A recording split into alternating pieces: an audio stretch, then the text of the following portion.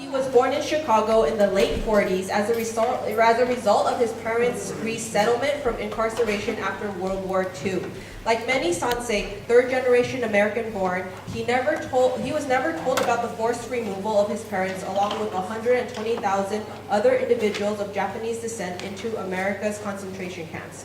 While in college, it was revealed for the first time what really happened to his parents. That shaped his future career to become a filmmaker. His lifelong goal was to explain the story of incarceration that his parents were reluctant to tell. In 2012, he directed and produced his award-winning feature-length documentary film, The Manzanar Fishing Club, as a tribute to his parents for the sacrifices they made to allow him to have the life he lives today. Corey retired after 37 years as a member of the International Cinematographers Guild and continues to be involved in making films relevant to the Japanese American community. His caregiving experience dates back to 2009, along with his brother Keith, after the passing of his sister, who was the family's full-time caregiver. So thank you for being here today, Corey.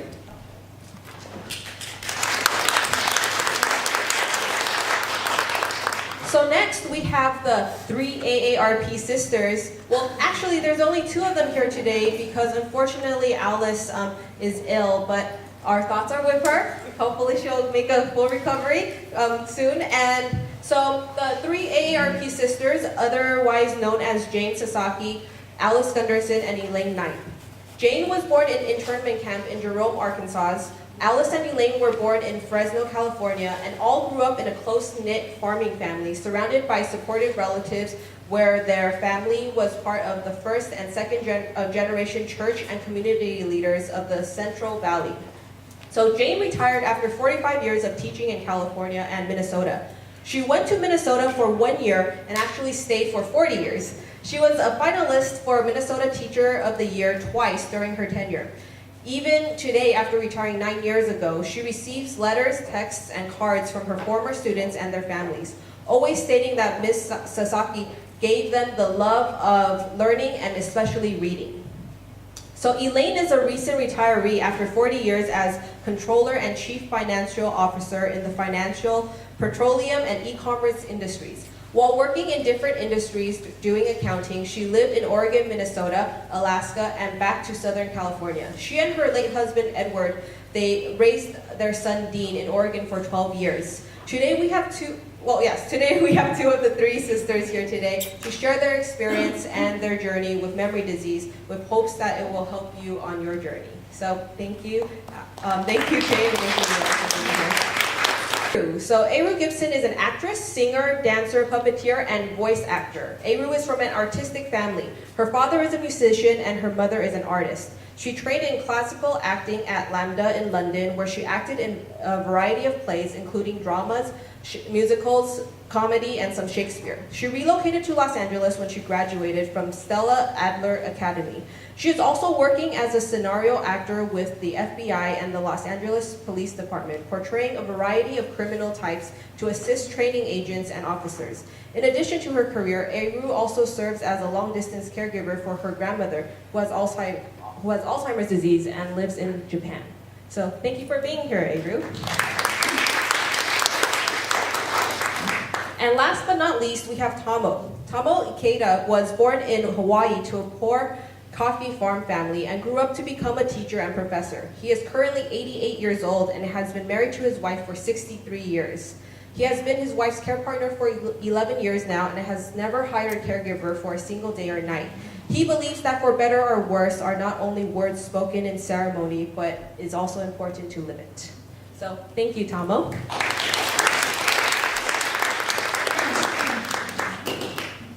So we're going to go ahead and I have prepared 1 question each. So after we're done with the questions I prepared, you guys, we'll open it up to the floor. You guys are more than welcome to ask any questions or share any comments. And so the first question we have is for Corey.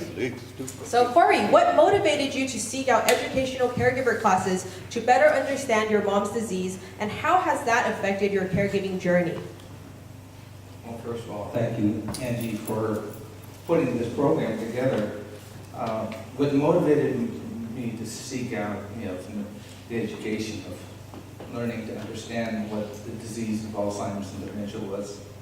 And my mom, she was, after my dad passed away, and I guess it was 2014, we put my mom into a nursing home in Torrance. It was called Huntington. And after my dad passed away, my mom lived there for a little while. Then shortly after that, we were on the waiting list for KRO, which is now KI. And they found a bed for her in the dementia ward, the Alzheimer's ward in Lincoln Heights. And while I was there and visiting my mom, I noticed they had these flyers posted on the wall about these classes that was being offered by Alzheimer's in Los Angeles. And I started taking the classes, and Angie, luckily enough, Angie was the one that was facilitating these classes. And I learned quite a bit from that. And also, I learned later on that they were offering, Alzheimer's Los Angeles, they were offering classes here at JCI, which I also attended. So I think, because of this being around the Alzheimer's dementia ward and seeing flyers and posters about this particular group, sponsoring these events, that's how I became interested. Frankly, I learned quite a bit about it because, thinking forms of dementia and Alzheimer's, we only think that it's just a matter of people forgetting things, but it goes much beyond that. And I was able to learn more about the disease and about how to care for people who are suffering from Alzheimer's and dementia. So I'm really grateful, Angie. I'm really grateful that you were able to help me out and learn about this. Thank you. And Kurt, your mom is also, she celebrated quite a milestone. Yeah, my mom turned 101. Wow. And originally, after taking these classes, I was interested in maybe doing a little profile on my mom and dementia. So I started doing some research, and Angie's organization was really helpful in learning more about this thing. So my mom's incredible. I just saw her yesterday. Although she doesn't recognize me, which is quite normal, I just feel, the spirit is there. She knows my presence. And I get a chance to bring my dog with me, and she loves seeing the dog. And I think for all the residents and staff at KRO, they like seeing people bringing their pets for the residents because, it all offers them, comfort, and I really enjoy, bringing a smile to the face when I can bring my dog Sheila. Thank you, Corey. All right, so our next question is for Elaine. How did the relationship/family roles between each other change as you navigated your mom's increasing care needs? First of all, Angie, Alzheimer Greater LA, and also the Gardena Community Center.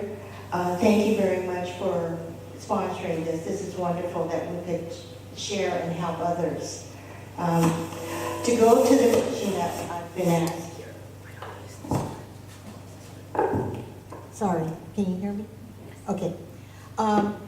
Well, when Ed and Alice brought down Mom from Fresno and decided to move her here, some of the things and some of the reasons that we had decided to move Mom to LA is there were things like Mom didn't, her bills were all piled up, none of them were paid, and she just needed more assistance. She was getting lost, those type of things.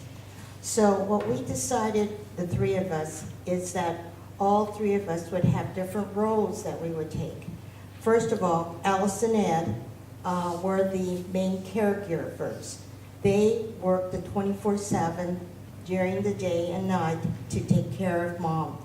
And Alice would let us know what was happening with Mom, and but she was the main decision maker for her medical well-being. Jane was at a distance in Minnesota, so she would come home on the holidays and the summertime for 3 months to help take care of Mom during the time so that Alice and Ed could have a rest. And she would call Mom every day, and Mom knew she was going to be calling, but she knew also what Jane was going to ask her. How's your day going? So Mom would share with Jane how her day was going. Also, Alice and Jane was a very strong moral support for Alice and Ed. For myself, what I did because of my educational background and my career in the finance field, I took over managing Mom's finances.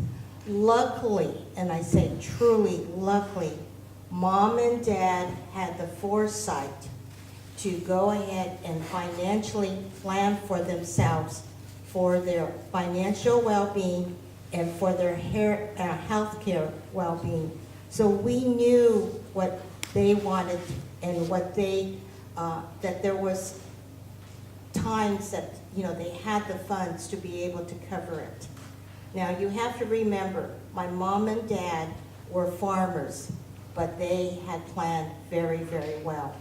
Mom was one of these that was a bookkeeper for our local doctor, and she was a receptionist, and she did the books beautifully for my dad and beautifully planned for their finances.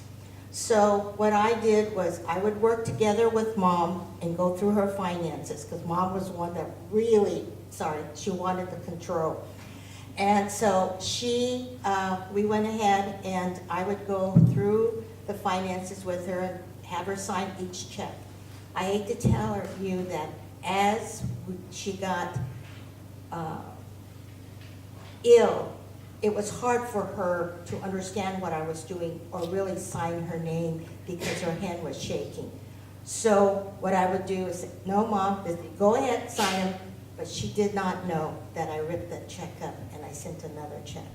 So again, we helped each other out in making sure that things were covered.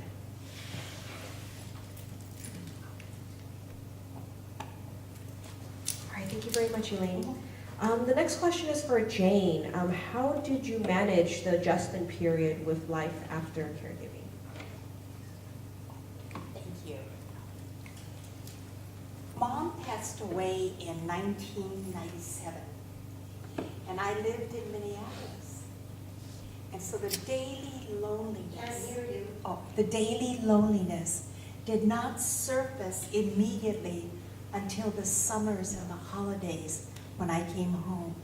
And slowly we were emphasizing, was now turning to Alice's husband's disabilities, needs as it became greater. I found myself, after Mom passed away, reading and searching for more information about vascular dementia and Alzheimer. Our concern was, and it was Mom's also, the genetic part of brain disease.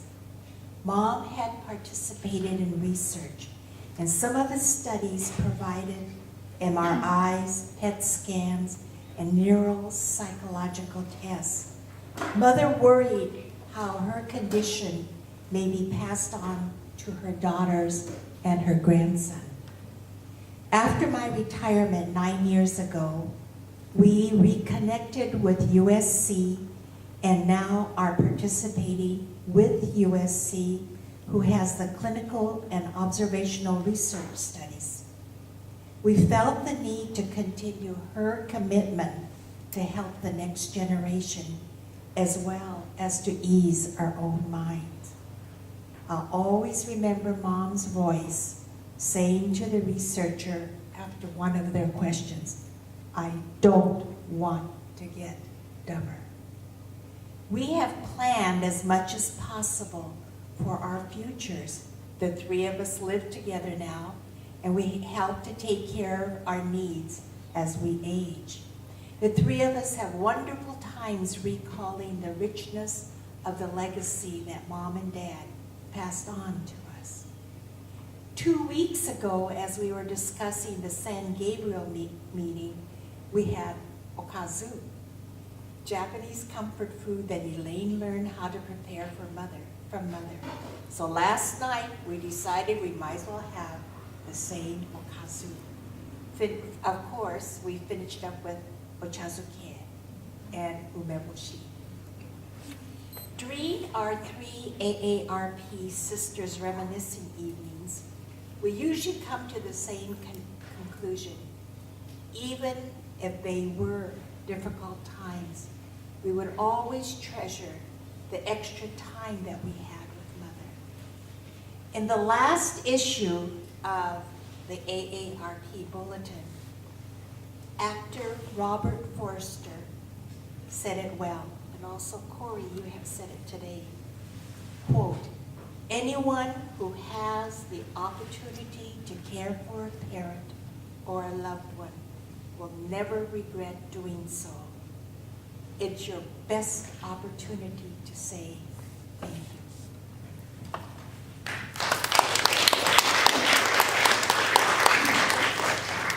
All right, thank you, Jane. So the next question I have is for Aru. Was it difficult for your family to accept that something was wrong with your grandmother due to any shame or stigma or misconceptions surrounding the disease? Hello, first of all, thank you so much for having me today, and I feel really blessed to be here.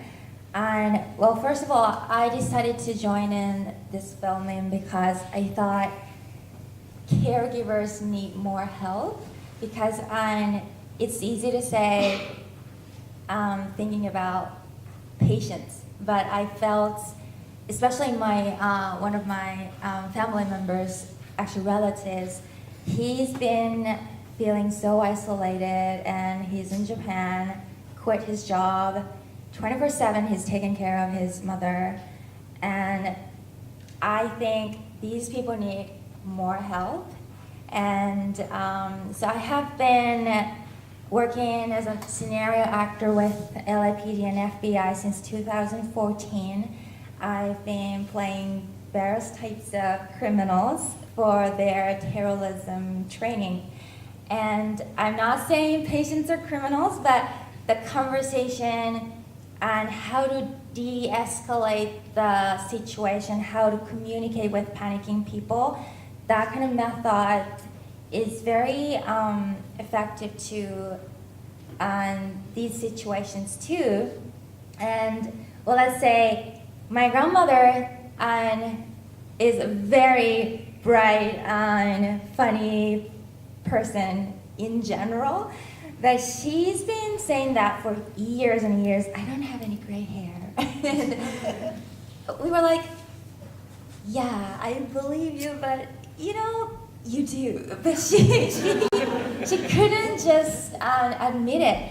And then she has to go out to meet other people. And then finally, I told my mother, hey, grandmother's saying I don't have gray hair. What should I do? But my mother is very good at handling these situations. She said, Mom, wear this hat. And it worked perfectly. So it's important how to be happy, how to feel okay as a caregiver, because you can't change other people. And if you think, oh my gosh, it's so embarrassing, my mom saying I don't have gray hair, but she does, that kind of like state of, how can I say, negative energy makes you feel miserable or difficult. But actually the hat was really becoming, and she looked really cute anyway. So it's very important, you as a caregiver, being healthy and being happy with your family who's fighting with your disease. So I hope I can help for caregivers too. That's the reason I'm here.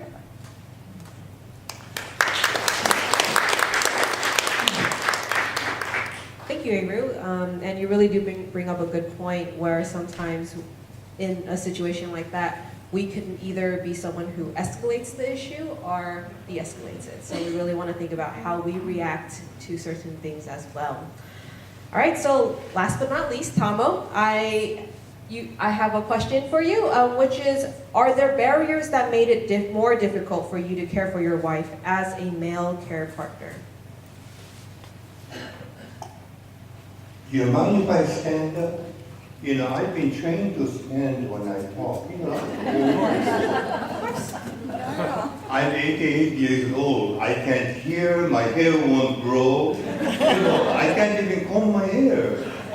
And, but I've been trained from olden days that each family takes care of their own problems. And that's part of the reason that I have been a caregiver to my wife for 11 years, going into my 12th year now, full time. And it's good I can't hear and she can't hear, so we never have any argument. You know. And the mental capacity of my wife, I think, I'm not bragging or anything, so I'm just being honest with you. It's probably about a year old. I can't teach her anything. You know, being a male caregiver is very, very difficult. Look at the group here. 80% females and maybe less than 20% male. Because since we were young, it has been said, Kaiho wa wahine no shigoto. You know, how many of you from Hawaii? Wahine is female, right? Caregiving is a woman's work. That's what we were taught from a very young age. And so when I started to become a caregiver, it was so difficult. I didn't know about females. I didn't know females were that complicated. You know, for example, you know, I can undress a female with my eyes closed. But you know, to dress a female is totally different. It's very, very difficult. You know, all the men here, you know, they're smiling. You know, they can undress a female without even thinking about it. But to dress. And let me tell you the problem, the most embarrassing thing that happened to me when I went to Berkeley. My granddaughter graduated from Berkeley, so I went to Berkeley for the graduation. And Berkeley is an interesting town, you know that. And we were on the second floor of the hotel the day before the graduation, and I'm trying to dress my wife in the morning, and they have hooks in the back of the brassiere. I don't know why they have hooks. You know, why not just go pull over? But anyway, 3 of the hooks broke. So I looked out the window and there's a curio store right down there. So I told my wife, you stay here, I'm going to get a brassiere for you. So I ran downstairs and I went to buy a brassiere. Can you imagine me buying a brassiere? No, but that's caregiving. So I go up to there and I'm looking at the bra. I don't know what I'm looking for, but I'm looking at the bra. I'm looking at the hooks in the back. And these sales girls come up and say, you know, what size? I said, well, thought of my wife, and I said, no, probably about 34, you know. And she said, then she looked at me and said, what cup? Cup? What's a cup? I have no idea what a cup is. And then she looked at me like this, so I said, oh, it must be my breast over here. Imagine it, and she said, I said, I really don't know what the cup is, cup size is. And she said, she had the nerve to tell me. She looked at me and she said, probably an egg. An egg cup? I was so insulted, I said something to her I shouldn't have said. But you know, I'm 88 years old. My wife is 89. She rocked the cradle. She was smart. Look at all of these women here. They're not too smart. They married men who are older than them.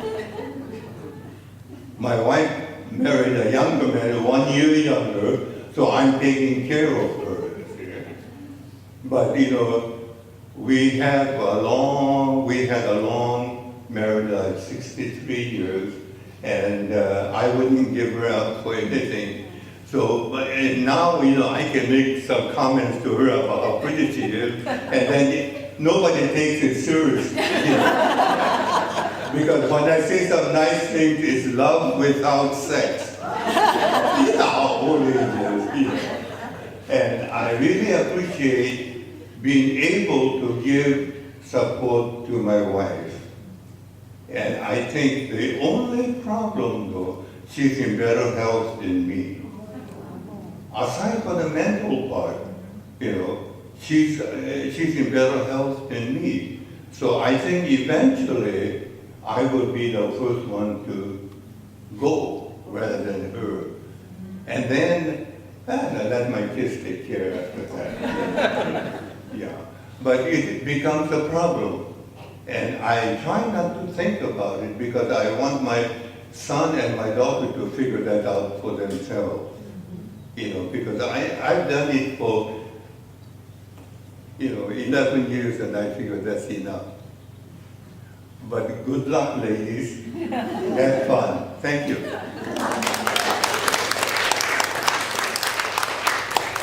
Thank you very much, Tomo. So I'd like to open it up to audience questions. If anyone has any comments they wanted to make or any, just really any question to ask either myself or any one of our awesome individuals here. Financially, how much is it going to cost, when you go into a nursing home or? Oh, okay, so that sounds like a good question for Corey. So she had asked financially, how much does it generally cost to be in a nursing home, or in this case, a assisted facility? I'm really not prepared for that. Luckily for my mother's situation, like when my dad was alive, he was, he paid insurance for his dental care. But for some reason, he forgot to renew my mom's premiums. So they had lapsed. The only thing I could recommend is for people who might be in a similar situation where they don't have insurance for that, is seek out some kind of lawyer and have them work the living trust to where all the assets of whoever is going to be needing that extended care, and apply for Medi-Cal. I think it was mentioned in the film that Medi-Cal has programs available to provide services like that, and also maybe contacting other organizations like Alzheimer's in Los Angeles. They could at least point the direction on where you might be able to get the information that you might need. Thank you, Corey. So a question like that, I think that would be a care counseling question. So again, we do have Zena here today. She's right over there in the back, right there. And so she is a really great social worker and again, here to answer your questions. So if you would like further assistance with getting resources or understanding, kind of preparing for how much something like that would cost, we can definitely help field that answer. Did you have another question? Me? Yes. I forgot. No worries. So if you guys, Can I ask, Tomo? Yes. Yeah. To what extent do you take care of your wife to the point where you don't have any long-term care insurance that covers her, or do you? And then the other part is, are you the cook? Are you the bottle washer, and you take care of the home too? And so do you cook whatever? Hawaiian food? Well, let me first of all apologize to you for me wearing a slipper. You know, I should be wearing shoes, but my wife was falling when we were walking, so I put my foot underneath to break it, fall. And then now I can't wear shoes. If I wear shoes, my feet cannot expand when I take a step. So I'm doing this, you know. And I can't hear what the question was.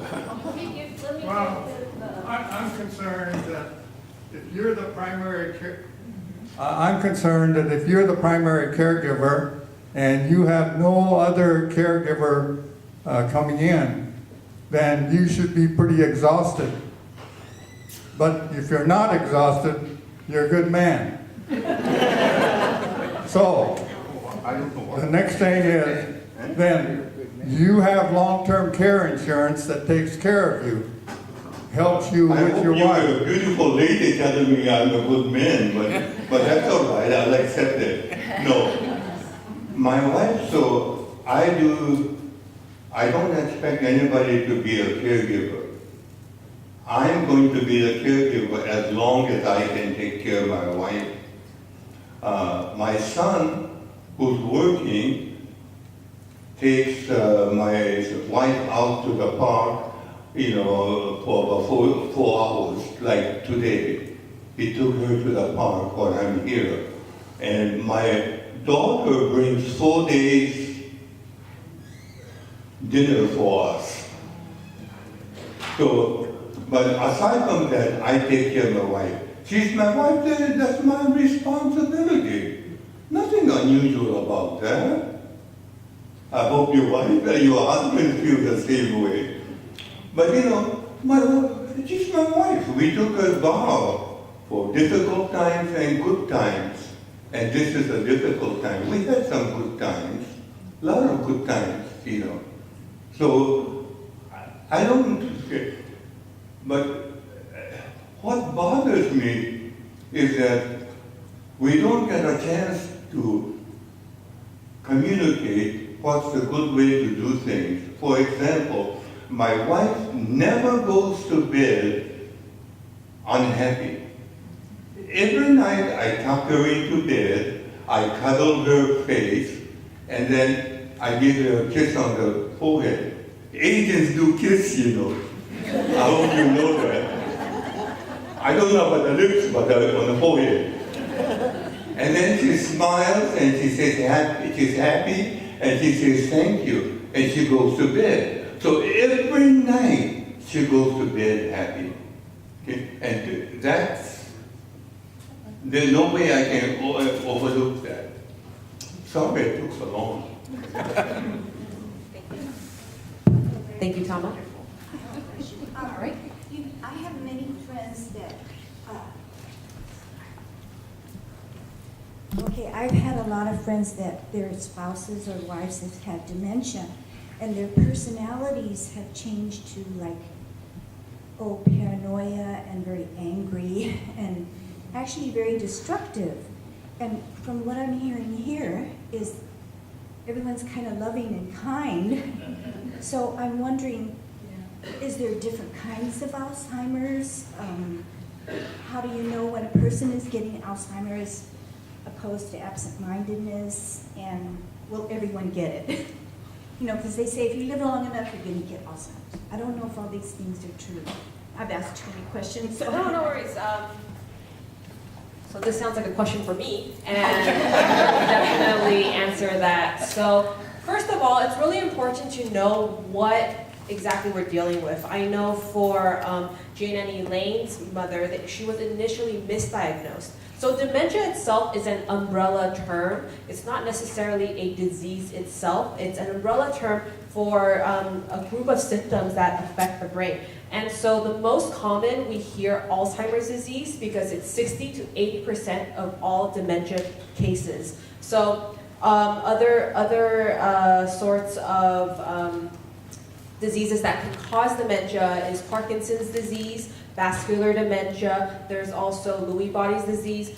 So different types of diseases will have a different types of effects. So for instance, Lewy bodies disease will, individuals with that will have more hallucinations than others. So it's really all about getting the right information. So to answer your question, no, not everyone will get dementia. But of course, your risk for getting dementia or Alzheimer's disease it's higher as we age, but it does not mean, I mean, my grandmother, she is going to be 90 this year. Her memory's still really great. I always joke that she's calling me and saying, hey, when are you gonna visit me, or when are we gonna go out to eat?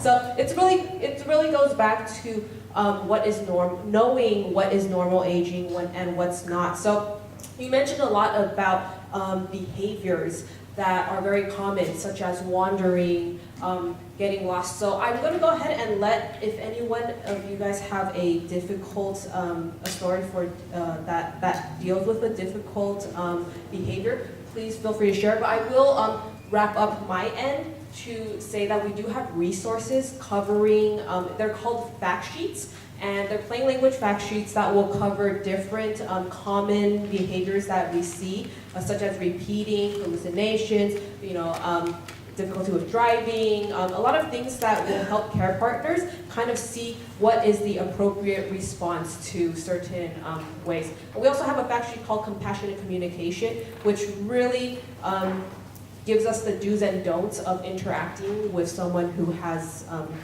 dementia, because a lot of times you see this anger and frustration. It's really not because of, it really is not because they're doing it on purpose or because they're angry with you, but think about it from their point of view. They have something they want to express. They have something they want to say to you, but they're not able to. And that frustration can cause a lot of, so for instance, if someone tells me that the wall is black, and I insist no, it's white, and everyone else around me is telling me no, it becomes very pressure, very frustrating, and that's why a lot of individuals exhibit some behaviors that are not necessarily in their control. So, do you guys have a story that you can think of, or? Okay, Avery? Yeah, really quickly. My grandmother became really angry. I think you saw one video too, but when we had to take her to a hospital, she became really aggressive. And also when she was saying, I don't have gray hair, she suddenly became really miserable and she felt really sad. I always wanted to have gray hair, and you do. But that was a very difficult moment when she became really aggressive. That's the time when I used the negotiation technique. So I think one of the things is a lot of the care partners that you see here today, it's not that there was no problem, in their caregiving journey. It's that, again, it goes back to the right resources, the right information can really help. There's this quote that I'm probably going to butcher, but it basically says that while we cannot change the outcome of Alzheimer's or another type of dementia, with the right support and the right information, we can change the journey. So it's really not about the destination, it's about how we get there. And if we're early on, if we're noticing some signs, some symptoms, which again we have resources covering, it's really about being informed that we can make the right choices to make this journey less hard on ourselves as well as the person we're caring for. So we'll definitely be around until after this, but just in case, I want to ask you guys to please fill out the little what's this called? Like the questionnaire. So once you fill it out, please, we can give that to two of the volunteers. So much. We can give it to two of the volunteers over there, and then you will receive a green raffle. So we have about 3 prizes to give out today, and we'll be doing the drawing maybe in the next 10 minutes. So if you guys have the next 10 minutes to fill out the questionnaire, the pens are for you to keep. And oh yes. Is it correct that as you get older, the